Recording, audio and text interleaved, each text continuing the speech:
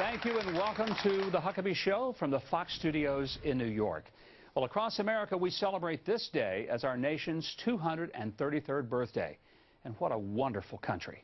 We ought to never take for granted our freedom, nor forget the depth of sacrifice for those who have given it to us. Just watch the events in Iran and breathe deep the air of freedom that you have. Now, we know the shot that murdered the 26-year-old Nida Sultan in Iran has been called a shot heard round the world.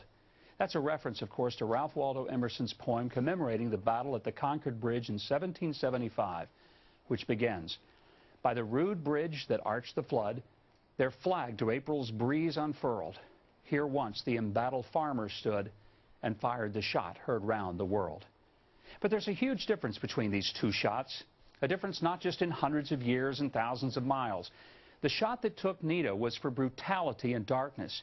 It was fired not just to stop her young heart, but to destroy the demand for dignity and fairness.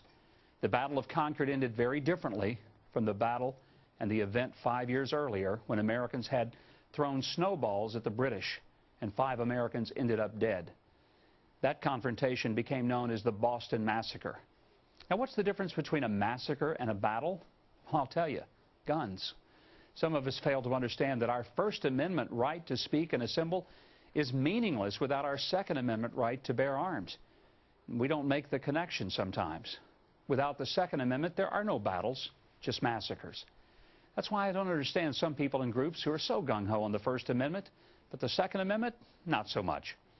Some don't seem to believe that we have an individual right to bear arms, and the Founding Fathers wanted to make certain that whatever happened in this country, we would be prepared to protect our freedom like the Minutemen and not be reduced to pathetic victims throwing snowballs or chunks of cement like the poor souls in Iran.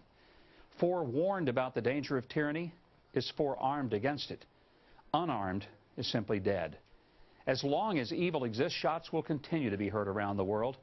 And as free men and women, we need to do everything we can to ensure that they echo the Battle of Concord and not the massacre of Tehran.